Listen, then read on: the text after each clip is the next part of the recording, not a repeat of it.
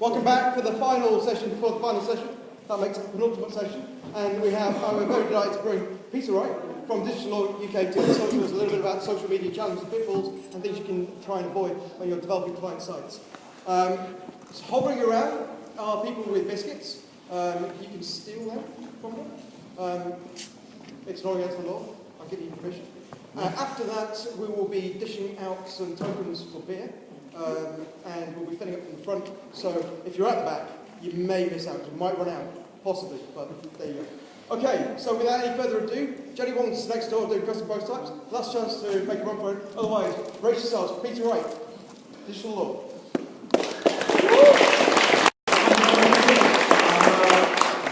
Great to step in at the last moment due to a speaker who unfortunately couldn't make it, so I've just spent a few hours in the cafe putting something together. I thought hopefully most of you would find useful on social media or issues online.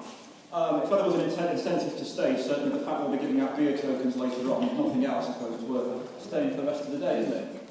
What I thought we'd look at, basically, is I'll give you a quick rundown of the next 40-odd minutes over these issues. Start off looking at a little bit of the damage that can be caused from social media. If you end up doing the wrong thing up there, I'm sure most of you are familiar with the various things that can go wrong on Twitter, Facebook, etc. We'll look at one or two examples of that. We'll look at some of the issues that are caused when accounts can end up being hacked. We'll look at a little bit when it comes to harassment, what constitutes harassment, impersonation. If you think how many accounts are on Twitter that aren't really the people that they say they are. Obviously, some massive issues with that. We'll look a little bit at some of the employment issues that can arise with social media when people start revealing things that perhaps they really shouldn't. We'll look at data protection. We'll look at cookies in a little bit of detail, malicious posts, online slander, defamation, and copyrights. Now, to start off with, I'm sort of doing this basically in the area of social media, but obviously that has at the top of the page over here, WordPress and all the various other different types of blogging. The technical definition of social media is a network with its connections being articulated to someone else. So even something like Skype, obviously MySpace, Twitter, Facebook, even the virtual worlds, online gaming here, they're all technically, as far as the legal definition of social media is concerned, they are different types of social media, different types of platforms. What's some of the damage that can be caused? First of all, I thought I'd just show you this little example. This is a trainee accountant who decided that on her way to work, she went and knocked a cyclist off his bike. Now, I think 15, 20 years ago, if you knocked someone off their bike while you were in a car, you might have stopped to help them.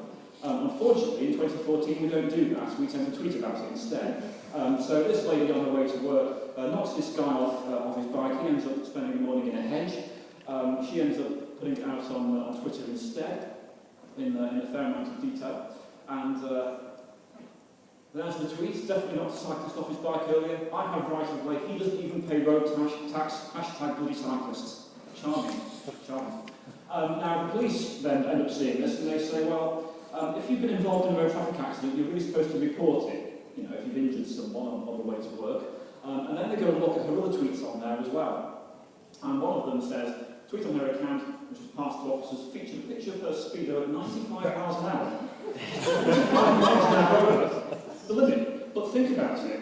If she's taken a picture of it, it means she was also driving one-handed while she was driving at 95 miles an hour as well. So kind of unsafe, you know, when in control of a motor vehicle. So got herself in a fair amount of difficulty and trouble there. And as a trainee accountant, she actually ended up losing a job over that. So it kind of shows the carelessness that can step in if you end up thinking, oh, this will make a funny post, rather than thinking, what's the damage from this going to be?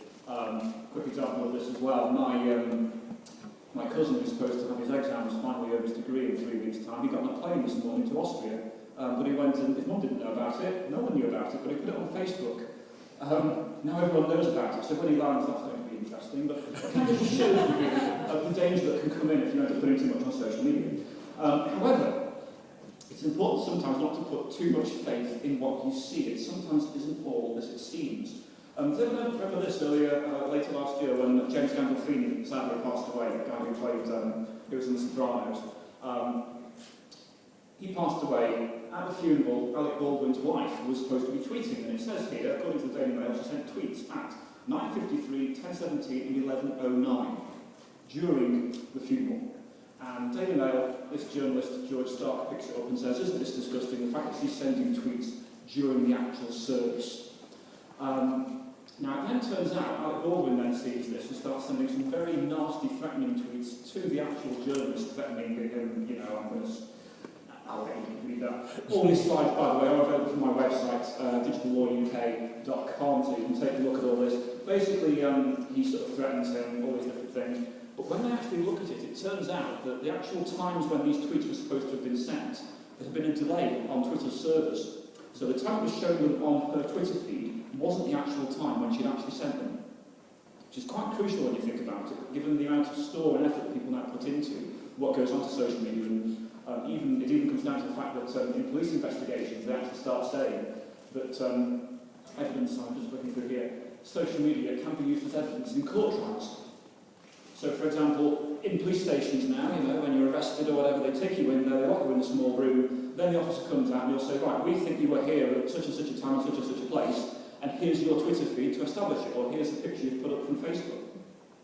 When actually, arguably, they should be checking quite carefully with Twitter, Facebook, etc., to make sure that the time that's appearing on that post is indeed as accurate as it should be. But increasingly, this is being used as quite heavy evidence. This chap here, John Cooper QC, one of the few barristers who specialises in these issues, obviously online, has said that increasingly the posts that are put online are being used in people's defence, are being used in prosecutions of people as well. It's a massive shift if you think about it in terms of where evidence is coming from and how it's being used. Just to go back for a second, I just wanted to show you a massive case that occurred very recently with regards to menacing tweets, and this includes how people can actually be imprisoned for different things. This chap lives in Doncaster. He sent this tweet in 2010 when it snowed and the airport was closed. He says, crap, we're going to have that airport's closed, you've got a week and a bit to get your shit together, otherwise I'm blowing the airport sky high. Full changes. He sent that. Several weeks later, someone who works at Doncaster Airport sees that tweet and reports it to a superior. So by now the snow has melted, the airport is no longer closed.